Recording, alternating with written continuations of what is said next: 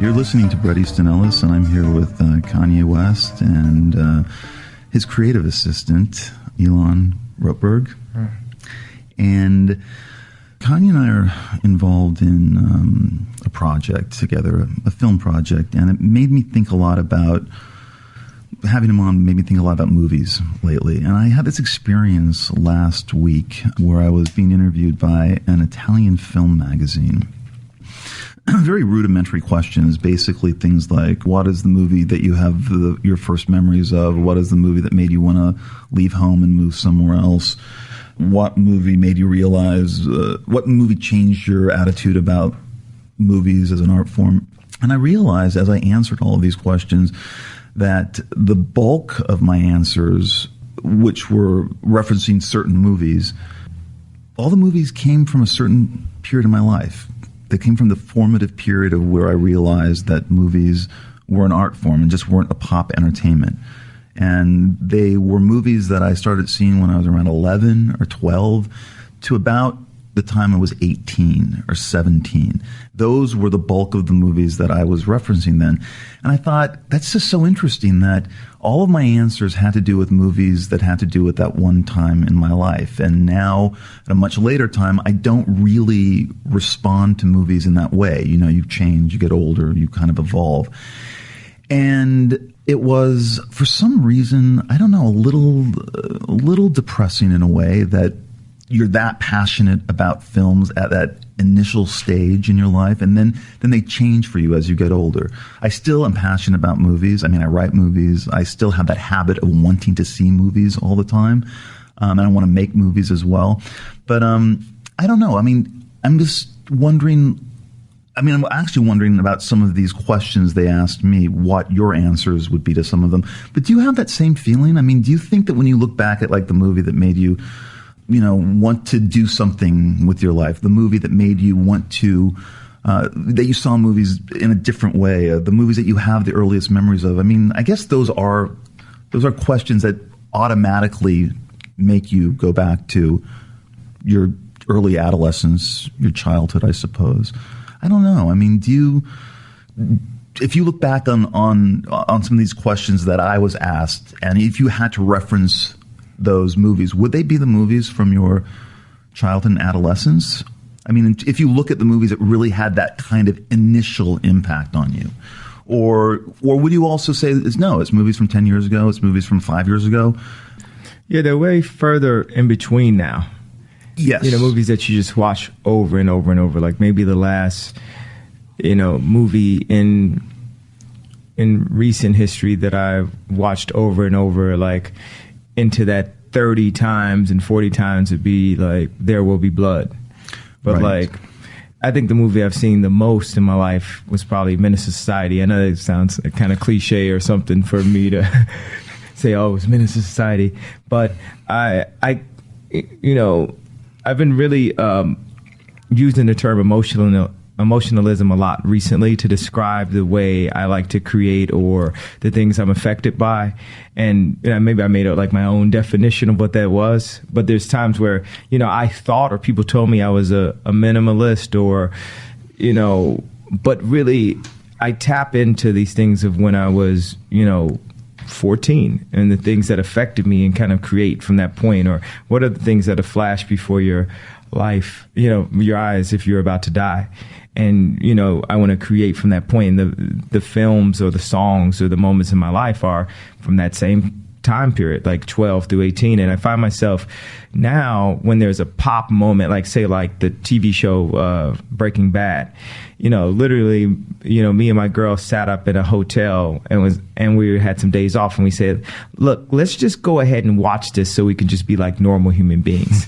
When before, if we were 18, there would have been no way we wouldn't have seen that, Right. And now it's like we do so much that these things that become like these pop culture, these phenomenons, either you're sort of part of it or you kind of like don't really care as much, or you just you want to understand how to be a part of the conversation. Right. Yeah. I mean, it's the difference between, in a way, the analog era and the digital era. When, I mean, in the analog era, movies would be shot on film and they'd have a theatrical release of months and months and months. Sometimes they would play in theaters for a year, and you would have to go to the theater to see them. That was the only way to have access to them. And it's interesting that you mentioned randomly 14, that you were 14 when you kind of had this emotional impact or response to pop cultural things. And I think I was the same age. I mean, one of the answers that I gave, they asked me, what was the movie that changed your life? And it was a Terrence Malick movie. It was a Terrence Malick movie made in 1978 called Days of Heaven. And I don't know if it's referenced so much today, but it was a movie it was the movie I remember sitting in that theater at 14 and realizing that, first of all, movies are primarily a visual experience, that you have to have a visual world in order to support the story, the dialogue, the structure. Movies need that more than anything else, because I think movies are about mood. They are really about atmosphere. That's the number one thing that I think they are about. And I remember sitting in the theater watching this movie, which is really so much about atmosphere and visuals. And Terrence Malick had cut the movie up many times, added a narration on it, hired a second unit cinematographer to shoot extra stuff after the shooting was over. And he created this movie that was so dependent on mood and atmosphere that it just changed the way I looked at things. Like I learned something from that movie. And I was 14. I mean, I don't know now at the age I'm at that happens anymore. I watch movies from a much different, from a more, I don't want to say a cynical eye, but like from a very different experience.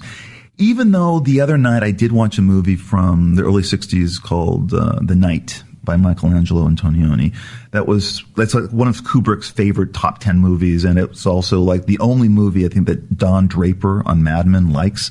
It's this movie about an upper class Italian couple, and they go to a book party, and they're obviously falling apart. They're drifting away from each other, and they go to this really elegant party in this mansion, and it's just about the kind of like middle class ennui or something, but it's so beautifully shot, and it's so much about mood that I did sit up like when I was watching and going, this is what movies do. And so few movies really go for that anymore. I mean, this year has been really weird about going to movies. I mean, I haven't seen anything that is, and I don't know, it's because movies seem more disposable now. And that's just like that. I'm aching for that kind of pleasure, for that jolt, like, for example, that you got with There Will Be Blood. Mm-hmm. But I find it like this year hard to get into. I mean, has there been anything that you've recently seen that you said, yes, that's interesting, yes, that's moving the dial over a little bit? Or I mean, I'm going to sound cliche once again to say that 12 Years a Slave is, and it's not that I just only like black movies about black people. But of course, I love Steve McQueen in films are interesting. I think that he is more about mood and story. Yes. And even if he was more about story, it's his mood and the way things look that really force a real opinion of how long he, holds, moments of emotion. Not just holding the shot, he holds moments of emotion. And I liked his growth from more of this kind of, art film approach to, and not that was even an attempt for his approach. He was probably, just doing what he was doing. And now to have something that's finally like grasped that ability to have like commerciality, and that the word commercial has such a negative connotation, but also Steve is a proper fine artist too. He's like has full exhibits at Basel, and to be able to tread those two worlds, I really admire that, and I think that that's what the modern artist is about, and having like multiple talents and expressing all those talents, especially in a world where you just get boxed into something. And even like when I've done like short films, every video I've done has basically been a short film, and my favorite video is Flashing Lights because it has the best mood, feels the most like a film. You get the storyline, bam, it's a surprise in it. It's like a little short clip out of a film, and it almost gives you a hint towards like what happened before and what happened after that, and it held cuts like Steve McQueen even before I had even seen Steve McQueen. So I like that. I just like that style, and of course, like Paul Thomas Anderson is, one that does that too. And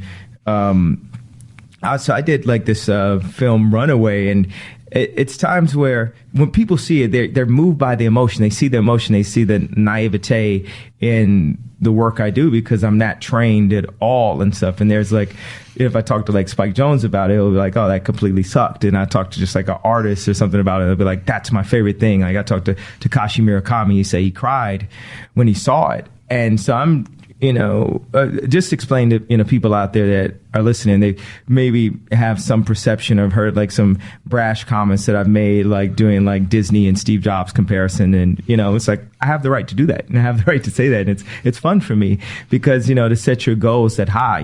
Steve Jobs was never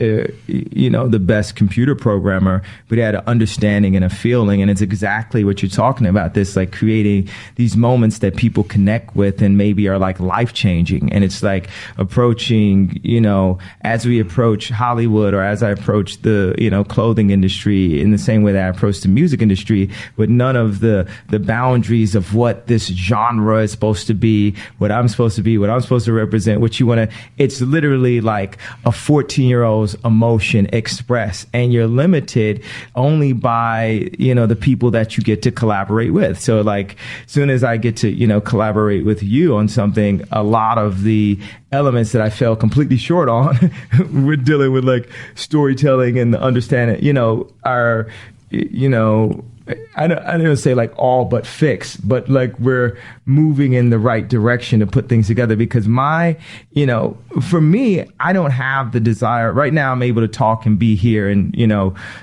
live in LA and have a living and be able to get engaged to my girl because I am a successful musician currently.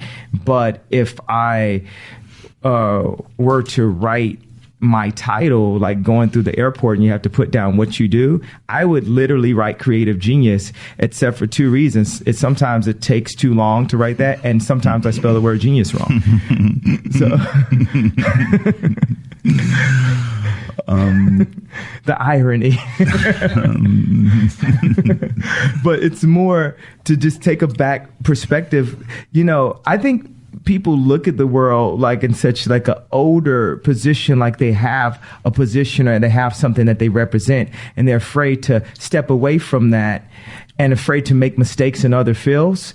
But I look at it like I'm a little kid and like it's nothing I represent. Like I'm a 4-year-old and I have the right to have an opinion on anything. Yeah. I mean, I like that attitude, and I like the way I like the way that social media, for example, encourages that in a way, that kind of youthful playfulness. And, part of what, you mentioned 12 Years a Slave. Part of what I responded to about that movie was the rigorous formalism of Steve McQueen's vision, which is, was from Hunger to Shame to 12 Years a Slave. It finally now, because of the subject matter of 12 Years a Slave, is now open to a much wider audience than the earlier movies.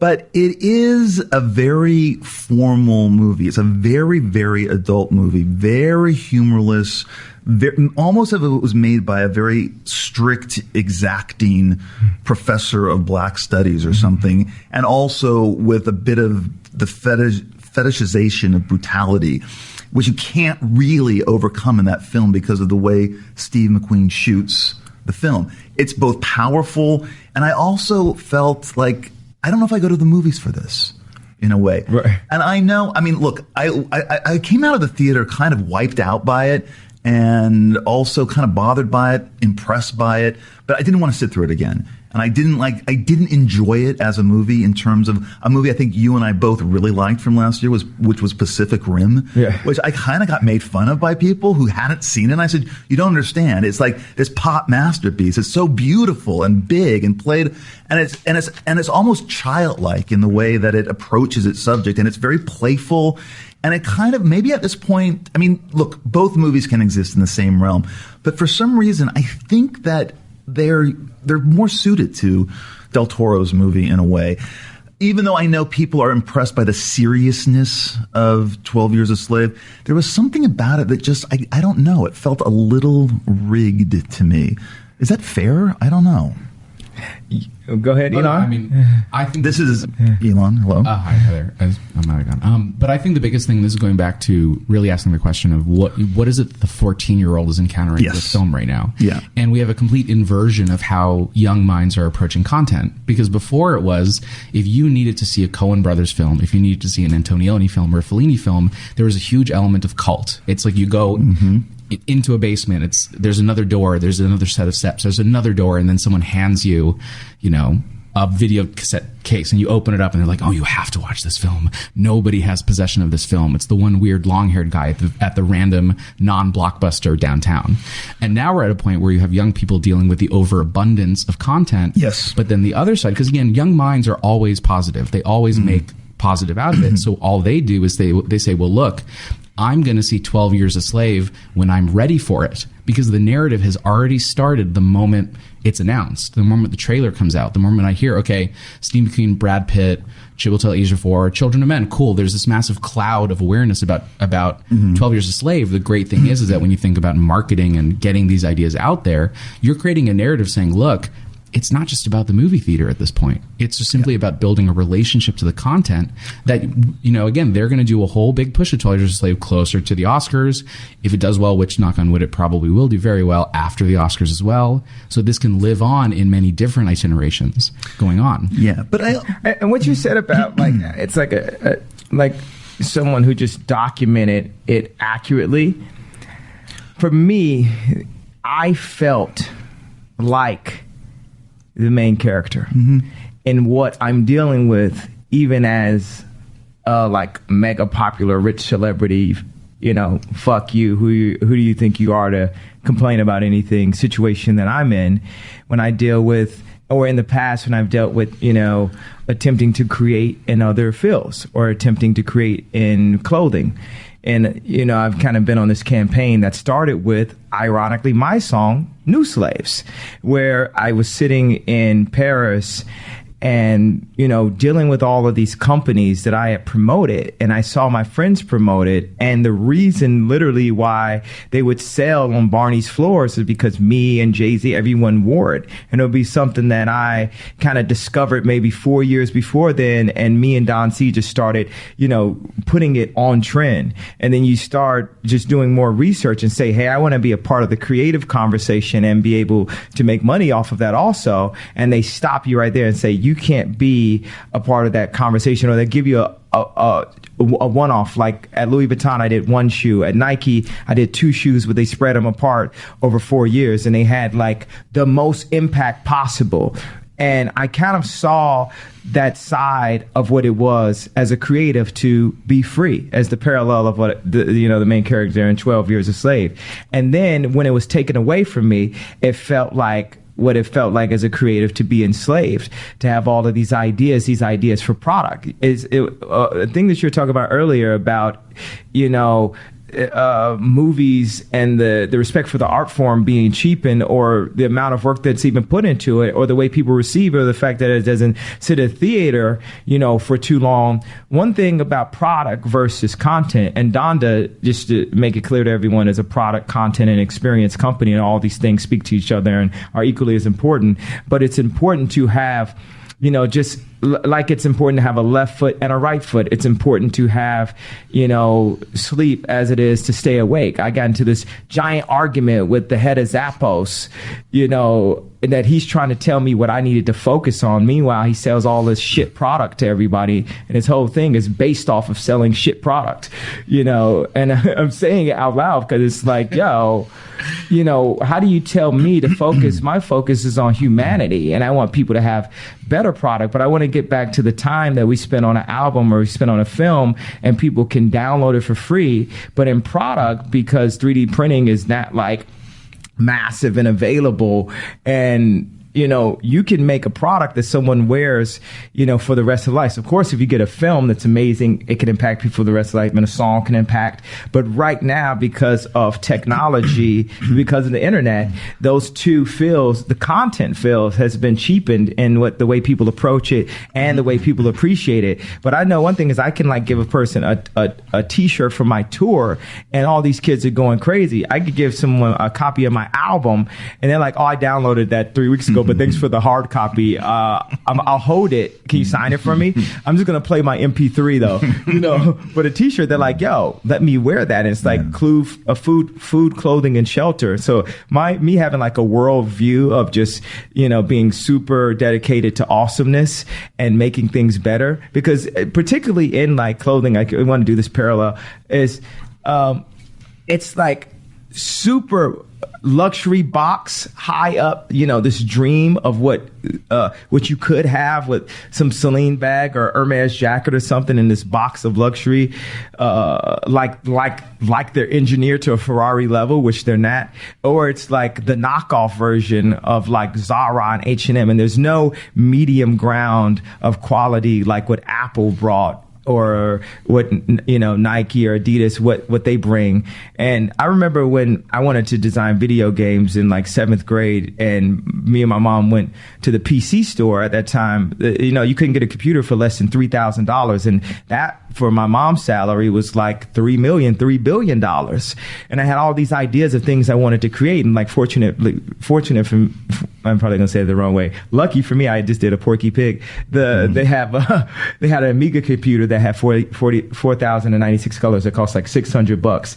And between, me like cutting grass and blah, blah, blah, and an allowance and this, that, I was eventually able to get that and start attempting to design video games. But the biggest thing about that I think about that computer store, that moment in my life, and where the Apple store is now, is the way I compare the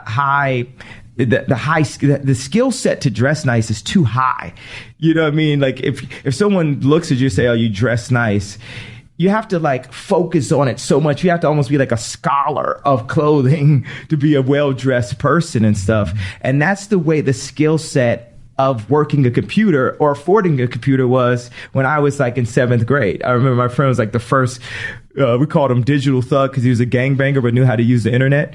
So he's like the first guy I knew that like had the super slow internet at his house. And like back when the computers used to be black with like green letters with like a floppy disk that you could just hold like 2 pieces of 2 words on it and everything. And that's the way that the product industry currently is. So not even just clothing, but just product. It's like so much shit out there. And of course, in movies, you could say it's so much shit too, because people are like racing, they know it's only going to last for like 6 weeks and then it's going to go to Netflix, and they know it's going to get bootlegged, and they know it used to be amazing if someone had a bootleg, back in the days. Yeah. Like, no, I remember like someone had a bootleg of Indiana Jones and the Temple of Doom, and it was like, what is this? How did you get this? But I think part of the problem with this, the idea of the disposable culture, and especially how it relates to movies, is I grew up on the idea that a movie kind of controlled you, that you had one place to really go see it for the bulk of its release, which was usually a pretty big theater, massive theater. And it started at a certain time, so I have to make it by 5:20 to get into that movie, because it's not going to wait for me. It's not going to. It's not going to it's not like I'm at home watching a disc where I can watch it whenever I can make this phone call. There was an urgency to get to that show. And they weren't stacked up in multiplexes where you can like, okay, if you miss the 12 o'clock, you can see the 12:15, and there's one at 12:45 and a 1 and a 1:15. So the movie, you were dependent on the movie. The movie controlled you. You went into the theater. Whether you liked it or not, the lights went down, and then this giant wall in front of you started to project these images. Now, you might be very scared by some of the images. You might be a little bit bored, but the movie wasn't going to stop if you got up or if you went to the bathroom. It was going to relentlessly continue. And it was so much bigger than you as well that it was this kind of overwhelming experience, regardless of the quality of the film or not. And I notice now when I watch a lot of movies on, iTunes or Apple or whatever, I notice that I control the movie, and it's a very different experience. I can stop it when I want to. I can go, I'm kind of bored, and while the movie's playing, I can look at my phone. Or I can like say, I'm kind of hungry. Well, I can make a sandwich right now. I don't have to wait another 45, 50 minutes till the movie's over so I can get something to eat. It's like the movie controlled you at one point, and now you kind of control the movie. And there's this kind of weird, I don't know if that's why movies feel so much less powerful to a degree. I know that I still have that habit of going to a theater. I mean, I can't help it. It's just like a ritual to me. I find it relaxing. I find it kind of soothing. I like to see a movie on that kind of massive a screen. And only unless I've really seen the movie before can I like watch it on my TV screen. So I don't know. I guess maybe that's the sense, this kind of disappointment I've had in the bigness of films this year. And I think a lot of it has to do with the fact that there are just so many of them. 25 movies opened last weekend in the Los Angeles area. So it's like there's all of that going on. And then there's just this idea that they're not made on this kind of grand scale anymore, or very, very, very few are. And so they kind of are about subjects that seem kind of small and seem kind of disposable. I don't know. Do you feel that at all? Or am I just like being grumpy? Well, here's a question that I have is for you guys, how much do you have those beloved films from ages 10 to 15 or 8 to 15, and then you come back to it as a grown-up and you're like, wow, like Big Trouble in Little China, John Carpenter, right? Yeah. Love that. It was on TV all the time, and then I return to it now and I'm like, well, I love the effects. Right. I love Kurt Russell. I love all the Asian and people shooting lightning out of their fingers, but it's a terrible film in terms of pacing and storytelling. Yeah. And I'm sure that that's also a thing in terms of what are movies serving at the, going back to the early point, the age, what age are you, and what is it you're searching for? Awesome, like the movie Rad, like the movie that's called Rad. So like, I just want to see a movie about a BMX bike or something,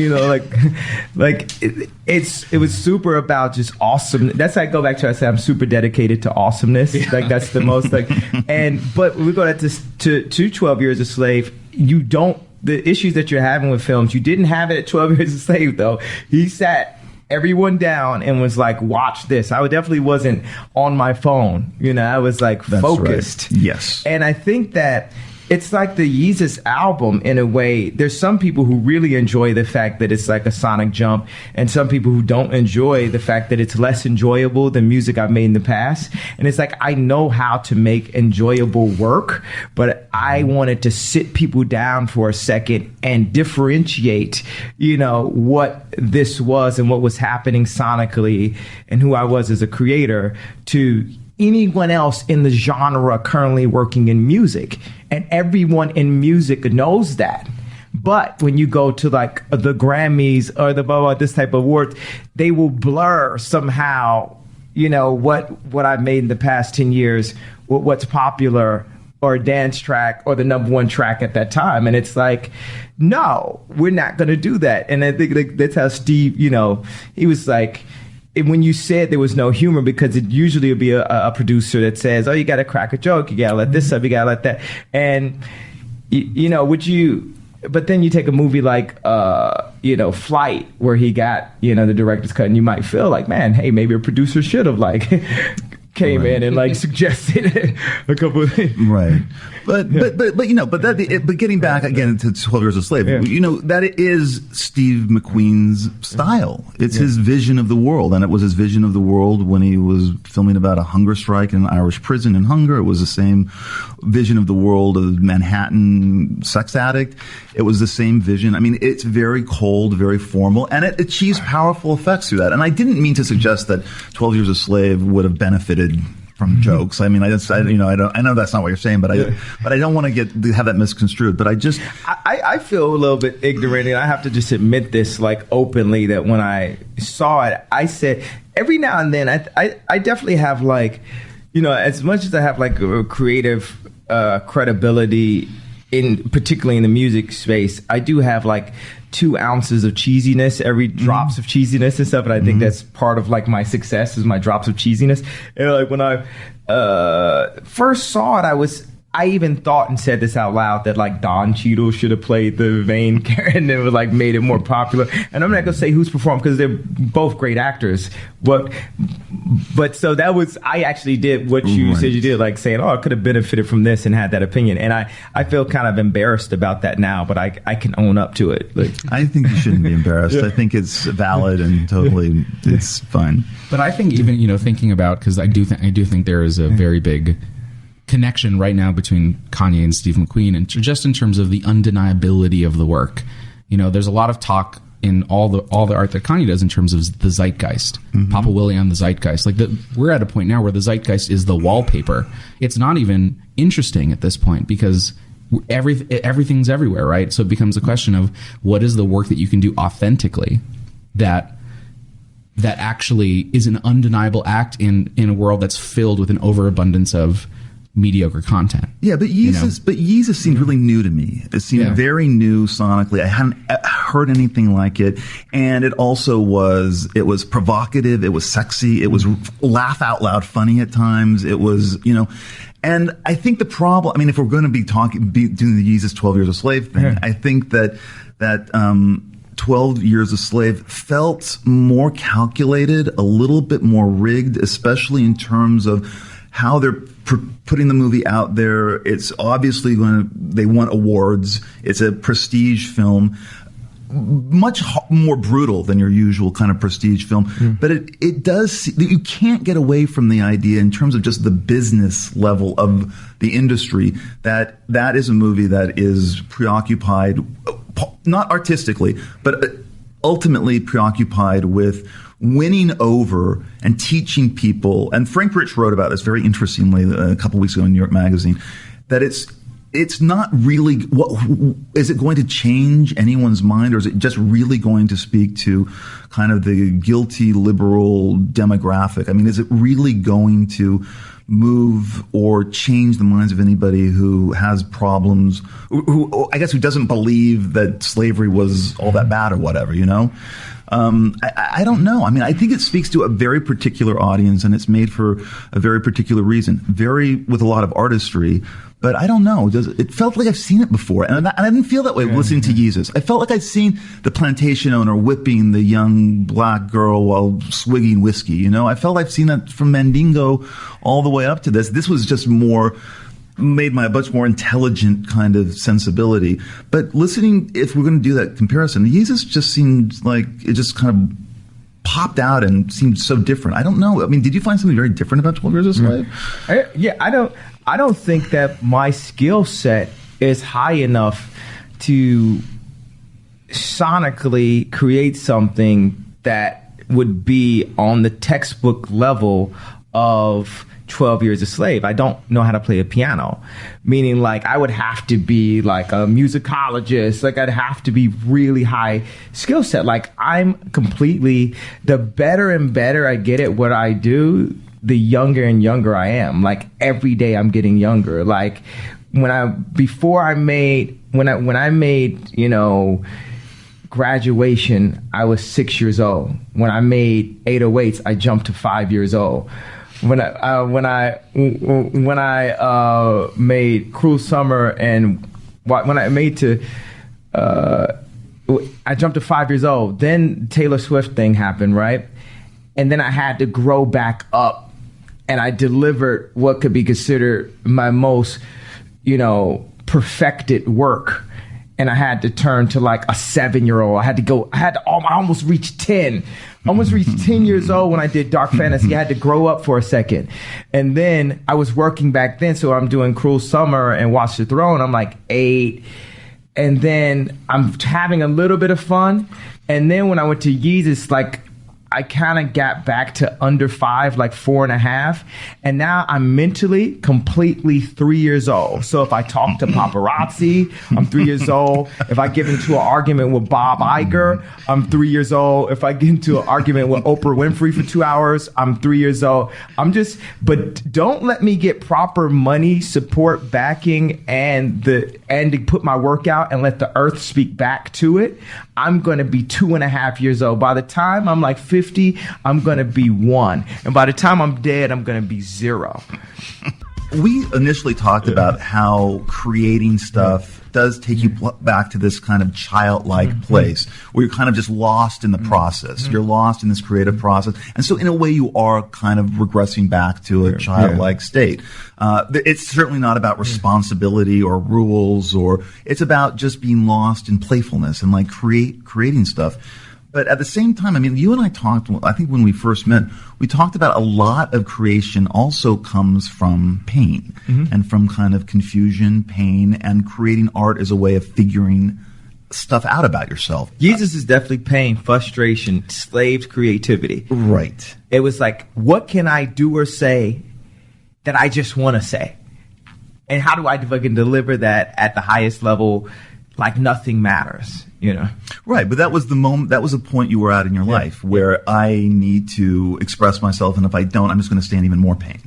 And so I think that it's an unusual combination of like, okay, you want to create art because you want to escape the pain and want to figure out what the pain is about. And so in order to do that, you do regress into this kind of, you know, childlike place of just creativity and kind of the joy of creating. I would say progress into a childlike.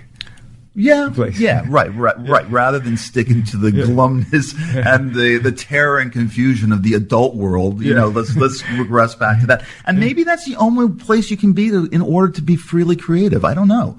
Maybe that is like the... Isn't that the only way you can keep that great feeling of watching E.T. for the first time? Isn't that the only way truly inside your heart you can sit there and be like, wow, Back to the Future is still my number one. Doesn't matter how many Coen Brothers movies I've seen, I'm always like, Back to the Future. Right. Always. It's always that thing where I'm like, I'm at that sleepover party when I was 6 years old, and it was the first time I felt like I had friends. Right. And that moment. But and Burn After Reading is like way better than Back to the Future. Oh, absolutely. No, all those movies are. But emotionally, you know, just to talk about the childlikeness is like, you know, but that's even the Coen Brothers. There's always that great sense of play. I feel like that too. It's just even the characters that they choose, and just like even the way they use like Brad Pitt and stuff like that. It's just like, I think like of course, like everybody likes, you know, his character in, you know, Burn After Reading more than his character in 12 Years a Slave. Like I love Brad. That's like my boy and stuff. But I will say that part, as much as like, oh, okay, you know, Don Cheadle should be in this and blah, blah, to make more commercial. That part kind of threw me off. I was like, oh wow, it's like Brad Pitt's working on a house. Like great, you know, and he's gonna explain to us some stuff about slavery. Okay, cool. He's a very nice Canadian. A very nice Canadian is the one nice white person in the movie. Brad Pitt gets to play the one nice white person. But it's, you know, but then what do you do? Well, where's the child when you're watching No Country for Old Men then? Another Coen Brothers movie. And where's the child when you're watching Godfather Part 2? Or Apocalypse Now, in a way. I mean, I don't know. I mean, yes, there are movies that take you back to that place, and E.T. is actually one of my favorite movies. I think it's like a perfect film. But, you know, I also have that hunger to sit at the kind of adult table sometime, and I want to see something that's challenging to me, that has erased that kid, that is going to, like, provoke me or frighten me. And so I don't know. I mean, I think there is a place for both. And sometimes I want to sit at the kids' table, and then other times I want to have an experience where I'm sitting at the adult table. You know, it's something interesting that you definitely that I play with in my mind, like with being a Christian, but also being, you know, a fan of pornography, is, you know, when I go more childlike, there's more big boobs in my childlike thing, you know, because people think childlike, you think stuff aimed towards kids. Right. I'm thinking, me as a kid, wanting to grab some boobs. That's when I create. So when you hear Jesus, it's like that. It's more childlike. It just says like eating Asian pussy. All I need was sweet and sour sauce. Like. But yes, you can say that about Jesus, but you also sample strange fruit, you know? Yeah. And that's like, and you have to be kind of have an almost adult sensibility to put the complexity of that song together.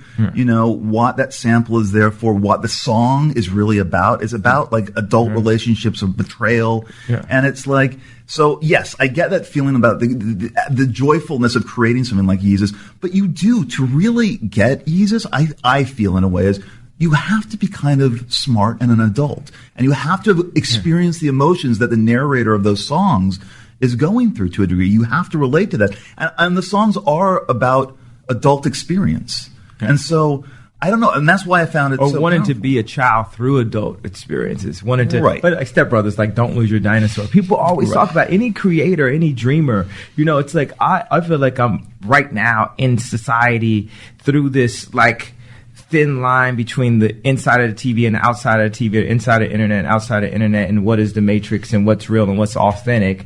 I'm strictly like Braveheart of dreamers. You know, and I'm not speaking to anyone else. I'm not speaking to advertisers. I'm not speaking to people in their cubicles and stuff like that. I'm speaking to people who want to make their dreams come true. And I have to prove that I can make my dreams come true at any moment. So sonically, when we're doing that, when we're pushing things with Donda, when we have films, we have ideas about surround vision. And it's funny when you talk about like the perfect the idea that perfect film, and I'm considered to be a perfectionist. And people say that to me, and I've known that I've stepped back from that idea of being a perfectionist. I'm more of a solutionist now, and I know that nothing is perfect. Only perfection is death. That's when the journey is done. Until then, it's like just present. Let it go. Let the universe give back what it likes. Learn from that. Create again. Let the universe give back. Create again. As opposed to like what you're saying about movies controlling the universe or trying to control, Right. Because in this internet, in this like Instagram world, you can't control things. You can only be a part of the crowd now. You can only Right. give, your outfit. Like, so my film that I put out or album that I put out is equally as important as like, this hot girl cutting her t-shirt right and giving you some like underboob and stuff at a concert and putting her hand up and stuff. Like, it's the same level of importance. Like, I don't think that anything that I do is more important than the person who's receiving it. That person is equally important. I talk about creativity and what it means to have a successful creative product. And it's 50-50, 95-5%, whatever it is, it's also the way it's received that defines its success. And it's like, can you weather how long it will be received? Because when you go and try to make super modernist or like futurist, instead of postmodernist, but futurist ideas, sometimes they take like, I'm going to say super obvious statement, it takes a while for people to catch up to it. And Yes. can you like wait out that? How many times have people like not been received within their time? And you have to dumb down your work or slow it down or simplify it. To me, I call it dumb down. You have to add patience to your work to make it be accepted. I mean, patience meaning like, I know you want to drop this type of concept on people that's like 10 years ahead, but right now, this is all people can take. And I have to censor myself because I'm so turned. I'm a wolf, period. I'm just turned up at all times. I'm either sleeping or I'm turned. And me and my boy Sakaya, who we write with also, Adana, it's like learning to find that dimmer switch too. And I've had to like use alcohol for a dimmer switch, anxiety pills for a dimmer switch, meditation for a dimmer switch, pornography for a dimmer switch, religion, like literally a Bible and a porno mag or a porno mag inside of a Bible and stuff like.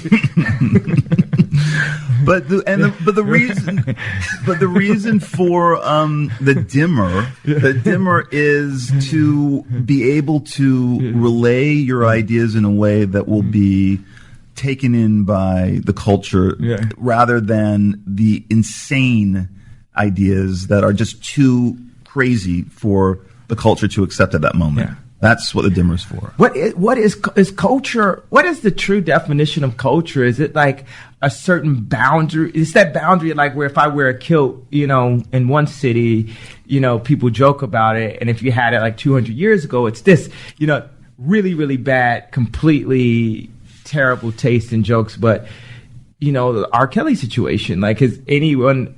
I'm going to say that someone else thought of this. I didn't think of this, but just to think that if he was in Roman times, so it's just like, what is culture exactly? Like, I mean, and this also really goes back to, the one thing I was going to say before, and I do understand you want to respect the fact that there are things that we loved about growing up as a kid, but you don't want to have too much fondness for the scarcity of the olden days. Correct. When now, because when you think about that scarcity that people can build a poetry around, be like, oh God, I got to go to the movies.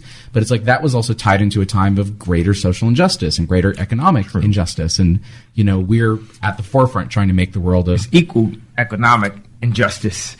Maybe greater social, but I agree. Well, no, then I'll narrow that argument just to information. The fact that now, because the internet and content, even the average kid, I can pick up any kid who can get an iPhone on their contract can get access to all this music and all this information, Wikipedia, movies, everything like that, and it fundamentally changes the way. Especially if they break the phone and get all the apps and everything. But because that answers the question: is what is culture? Culture is endemic. There are walls and stuff happens inside. But guess what? The internet, just like you said the other month, the internet is the sky now. There are no walls.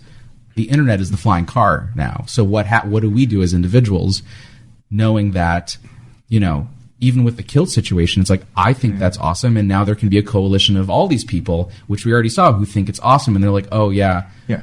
I want to touch on what Elon was saying. Okay, picture this shot that you have of the future, and you picture all these flying cars. We have it now. It's the internet. That is the sky, the web. So we say, where's our flying cars? And the thing is, we were given something better than flying cars in a way, and we're holding the phone talking about where's our flying cars. It's so like when you see like old movies and the TV would still have like a really big back to it because they hadn't thought that there would be like flat screens and stuff. So I'll sit and like talk to Elon Musk just about future ideas, and like he applies like actual physics, and this can really happen to futurism. I think future films, my issue with them is that, and the reason like we're working on the Jetsons now is I feel like it's so arbitrary. And I think there's some things that are especially defined in the culture of the 60s with like drugs and futurism and like the Dune backgrounds that eventually became the Star Wars backgrounds, and like that heavy metal comics and all this, like, and heavy metal means like it's like a sci-fi comic. It's just called heavy metal.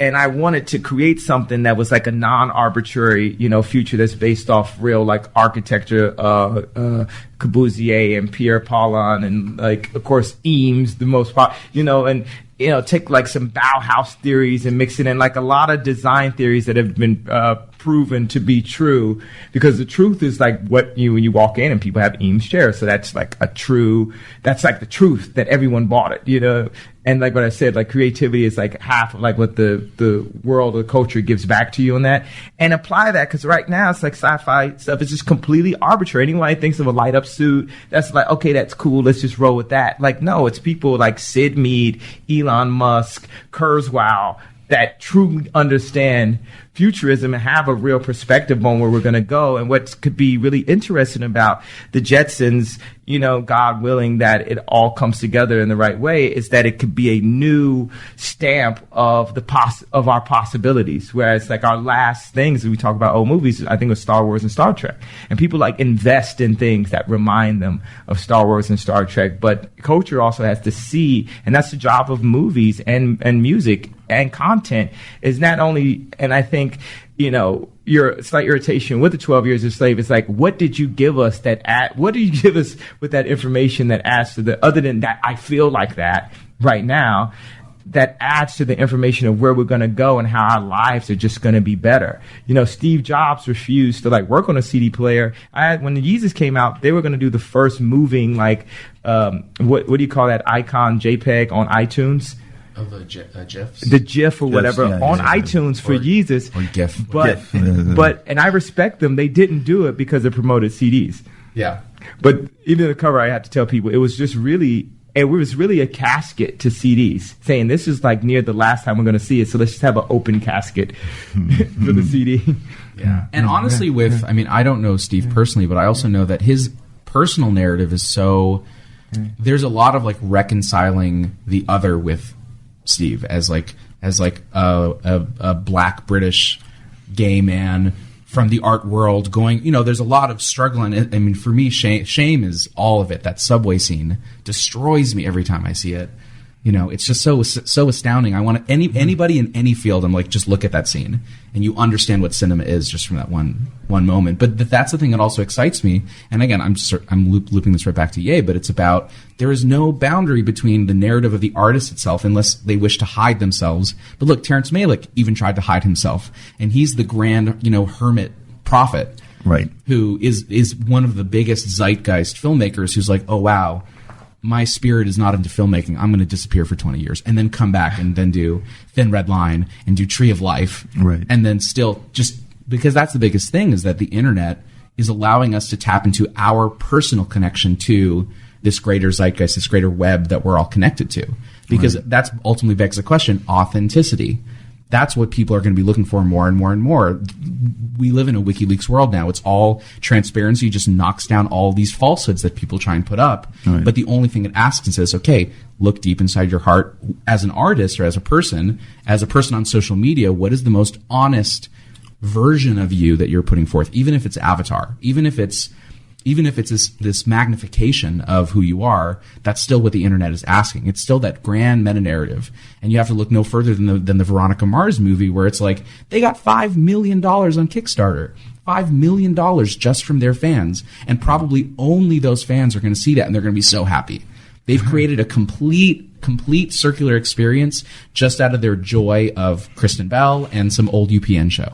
Or CW or whatever it was on. Right. You know, right. This is the world we live in now. It's very exciting. But I also think that, when you're talking about content, though, I mean, I think with movies, and we touched upon this earlier, is that the visual is the content. And I think sometimes when you explain or get into ideas that aren't visual, then you kind of get into problems. Like, for example, in Shane, I think it is a very problematic movie for me. I don't know if it really works. I think it's very, very British in a way, because it's terrified of homosexuality, and it's, the lowest he can go is in a gay bar with scary music playing and red light flashing on his face while he gets blown by a guy.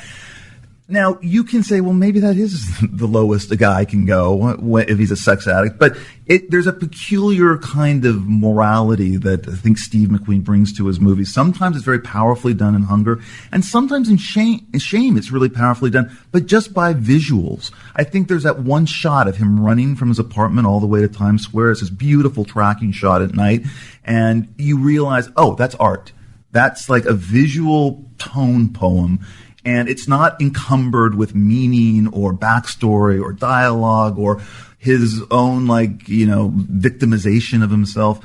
And those are the parts of movies that I really remember that I feel are the most powerful. The ones that aren't put in quotations, that are just pure, transparent, visual art is what I kind of respond to. And I guess that's what I respond to in 12 Years a Slave, too. There are beautiful scenes that are powerfully composed, and they're powerful because of how, not really necessarily what's going on in the scene, because I think we've seen a lot of the slave narrative, that we've seen a lot of that before, but it's just how he composes scenes. I think the powerful scene is when she faints at the end and the camera backs off right as she's in mid faint, or the scene where the men are about to be hung in the trees the way he's walking by, and the camera pulls back and they're dangling from the trees, but we're on his face as he's walking away. To me, that's the poetry of movies, and it's not necessarily that's the meaning. The meaning is in the visual for me personally when I see films. So, and I also don't know about this whole notion of victim cinema in a way that's so big right now, where people are responding to victim narratives. And we must live in a kind of time right now where it means something to people. Like when you say, I think a lot of people respond to 12 Years a Slave. I mean, look, I did too. You are in his position. He's in every scene. Mm. And you are completely victimized. I mean, tortured for 2 hours. I think people need that right now for some reason, for movies in a certain way. Even something as benign as Gravity. She's, kind of stuck in this horrible thing and all these obstacles she's got to overcome for about 85 minutes. And then, like in 12 Years a Slave, she comes out of it and she's, sort of okay. Maybe that's the kind of catharsis that people need right now. I don't know. Yeah. Yeah. There's a few points that I wanted to touch in on. I'm like, wait a second, that inspired me to think of this. No, but I think it's also, I was when I was coming out here, LeVar Burton was on my plane, and there came a point a few years back when I have just no shame. If the love in my heart of someone I admire, I'll just go, and I wasn't able to talk to him because he was in first class, but I was about to go up to him and be like, because he's actually been talking a lot about, he's this person who played, in terms of African American cinema, even though it was on TV, a very, very, very profound role in the past 35 years. Archetype, yeah. Hugely influential. And also, I grew up watching Reading Rainbow too. And this guy, he's just about joy and love and reading and kids and stuff. But the key thing is that he even said in Roots, they only allowed 2 whipping scenes in 12 hours. They really only have 2 to 3 whipping scenes because the producers were like, well, it was Alex Haley, right, who did it. Yeah. He fought for more, and they were like, no, sorry, we can only do 3. And it becomes this thing that I appreciate so much about 12 Years a Slave, is that within all the cinema and the show, we're still trying to bring truth up to the surface, isn't the whole point that we want to show how exactly brutal slavery was? Not just physically, but mentally? Because that's the whole thing, is that we know that the public, at a certain point, they just shut down. I get it. The aspiring society of America is a middle-class society. It's not. People thought they wanted the Matrix, then the Matrix is completely, exposed. Like you said, it's a WikiLeaks era, Instagram era. Now they want something authentic and real, like what we, said before. And moments like this, these are the first steps of it. Albums like Yeezus, and that was authentic to me, where it has like futurism and postmodernism and fun and sex and religion and all this. And Steve's way that he presents it with his skill set is, a step towards authenticity. And it makes like certain other type of movies that are like showing at 4:30 right next to it look absolutely crazy. Yeah. So at least it eliminates some of the noise, so we can get, to this place, this thing that people, I was thinking about that with like music videos, right? That used to have like riot scenes and things like that. And like, even like No Church in a While, like I love that director, so I don't want to knock that, but I hate faux made riot scenes and things like that, and to be, and to be an actor, everybody's got to be like Daniel Day-Lewis at this point. It's like you got to be really dialed into exactly who you are to the 100th power, or you're just everyone else. So, and that's just like me. It's like, yeah. I'm fully 100 dialed into exactly who I am at all times. And when it goes back to Donda and products and saying, okay, now, instead of this shit IKEA bed that's going to break on you, how do we eventually get into this? Instead of like this shirt that blatantly has a collar that makes you look stupid and you don't even realize, and you might have bought this because of a color, and they're like playing off of people's ignorance, present something that's accessible, that makes people look good. And it's a proper, in the same way there's actors and there's directors, there's people who are designers, and products are people who are visual designers. Like, you don't know, I call Steve and hang out with him all the time, and I asked him to help me with the tour, and he gave me some, advice on the way we did the storyline on Yeezus.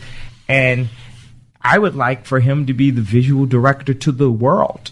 I wish that he could be in charge of all TV stations, to say like, and even if you did like fantasy visuals, and he still was like kind of overseeing, like, how you can have a president of the United States, and like, what if Bret could be just in charge of all storylines and stuff, I actually think the world would be better. Like, some people feel completely opposite to me, that it's like, It's a pretty controversial statement. I don't know how people would feel about that. I think that, yeah. But in a way, when Steve made Apple, that team of people basically became in charge, because everybody had like that apple right there. But he took, this Johnny Ives and stuff, and Johnny Ives has it, and we can vibe out for the longest about the metal on a certain type of sedan and the color of a leather and all this, like these sensibilities that, really affected the masses in a way that a lot of people liked it. And it was quality, and it meant something to people, and it was like Christmas presents. And people just, bottom line, people just producing shit in every category, from content to product. And it's like all this mediocrity where, and this really low barrier to entry, where I told you, like, when I wanted to design video games in 7th grade, it was impossible, like, to afford the computer at first, and now, like, everyone can make beats, everyone can be a home video, everyone, blah, blah, blah. So where's the actual, like, everyone's a homemade model and stuff. So like the supermodel is gone. Like, right. There's no big, Giselle anymore and stuff. So where are the people that are upset up, everyone plays as good as Jordan now. So where's like Jordan, like where is the, what's the word I'm looking for? Exceptional. Yeah. Exceptional. Well, this is also, and if you are the exceptional, you should be given the opportunity to influence more. That's what I be talking about on Jimmy Kimmel. That's what I be talking about. Yeah. If you prove that you are exceptional, you should have the opportunity to have a wider influence. I'm in agreement. Yeah. I'm in agreement on that. Me too. No, but just one item I was going to say off of all of that, which had to do with, most of Yeezus was recorded in Paris.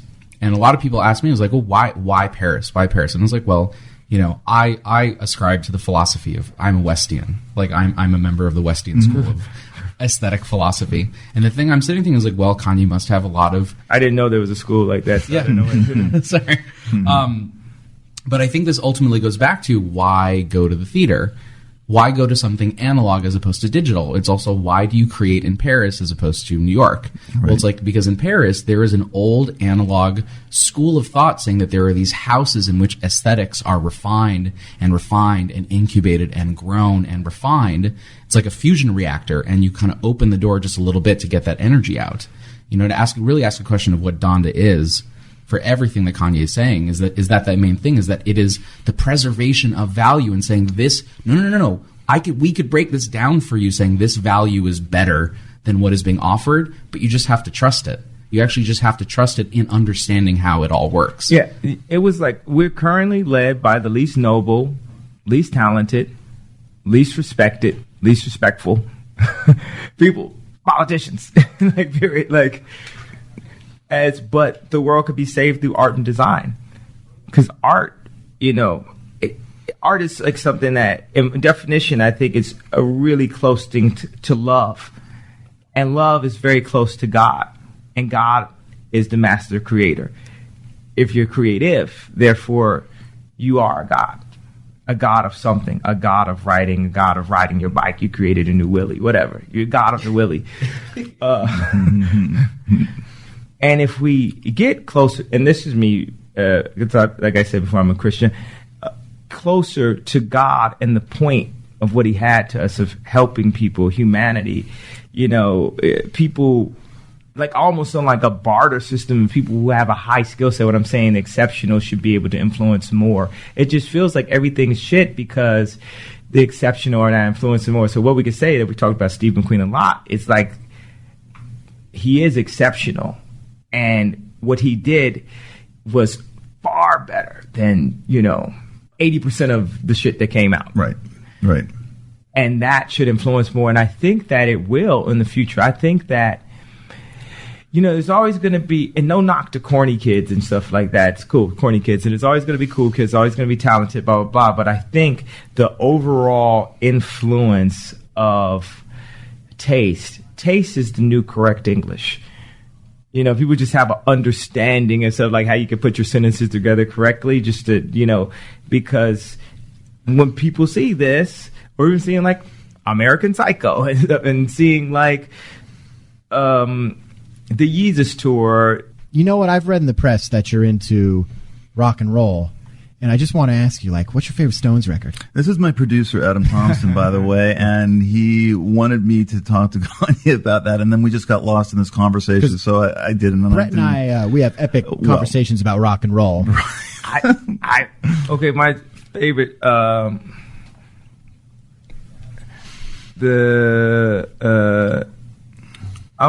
a man with well-fed taste. That song. Sympathy for the Devil. Yeah, because that. It just feels like I feel like Mick when I'm in Paris. Yeah. I feel like I'm a man with... Funny that you said that. That was a good segue. I was just talking about taste just now. Wealth and taste. Yeah. I'm a man with... but I don't know that much about anything. You just know what you like, right? I just know what I like. Gets a groove and you like it. I am definitely not, what would you call someone who just knows the most about anything? Aficionado? It's another word. No, higher than aficionado. Like authority? Yeah. Connoisseur? No, higher than that. I'm not the authority of anything but my emotions, my feelings. That's the only thing I could be authority of, so when people ask me questions that are I suck at Jeopardy, like anything trivia based, because I just, I hate like facts because they get in the way of my opinion. That's true.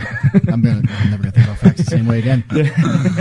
I hate facts. Somebody just keeps hitting you with a bunch of factual stuff. I'm just like, I hate facts. It's like a Sympathy for the Devil. If you look at Sympathy for the Devil, I've studied that song. There are so many historical references. Like if you just read it on the page like a poem, and you like look at what he's talking about, it's fucking mind blowing. Like what? He talks about the Holocaust is mentioned in there. I was oh god, when the Blitzkrieg reigned and the bodies stank. Kennedy assassination. Who killed the Kennedys? Anastasia. Screamed in vain. Yeah. Oh, I mean, that's way deep history and stuff. And I just think, Mick Jagger is very underrated as a lyricist. He's known as a showman and, the man in the Stones. But that particular song as a poem or just a written piece is just very educated and high level, But the song's just grooving too, man. Yeah, so I agree with that to a certain extent. But as a lyricist, and I will take back one of my earlier statements, I will say that I am an authority on lyrics. Okay. And I'll say those lyrics are not that impressive to me. You're not impressed with Mick Jagger's lyricist? We're going to fight over Jagger?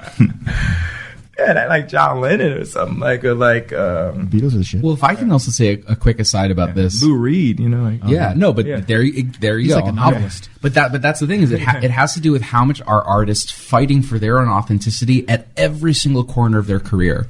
Because if you ask the question of why is it that people don't take Mick Jagger seriously as a lyricist, is because he was part of basically a really trumped up raw boy band for about 5 years that suddenly realized, wait, we have to survive by becoming more authentic and more raw and more dangerous. And they're never able to live that down, as opposed to artists who from the very beginning of their career says, look, I like pop, I want to go big, but I'm not going to sacrifice anything early because it's always going to be like a scarlet letter on my chest the whole time. You're never going to be able to live that down. Look at Lou Reed. Look at all the eulogies of this guy who had one top 40 hit. Right. In a 45-year career, one top 40 hit. He is a saint because the whole time he said, look, if I'm going to do a whole album and it's just going to be a novel of my atonal ramblings, but Lori loves me more and more for it, I'm just going to do it. This is my love in my life and I'm just going to do it. And that's what it all comes down to is like we live in this age now where the common consumer sees through the bullshit. I'm proud enough to work with this gentleman next to me right now because I didn't know any of his music for years and years and years, but the only thing I knew is that Kanye West is a person who is always fighting for the most honest emotions and actions within himself. Mm-hmm.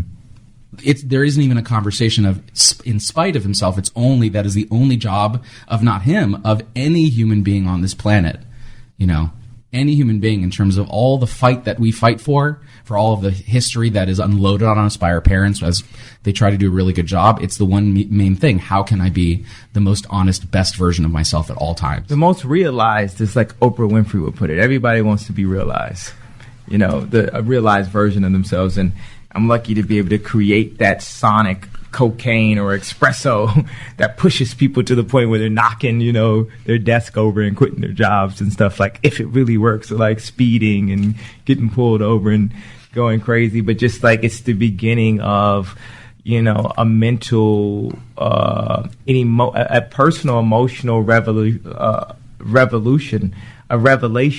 of yourself. I say I'm not concerned about people liking me. I'm concerned about people liking themselves more.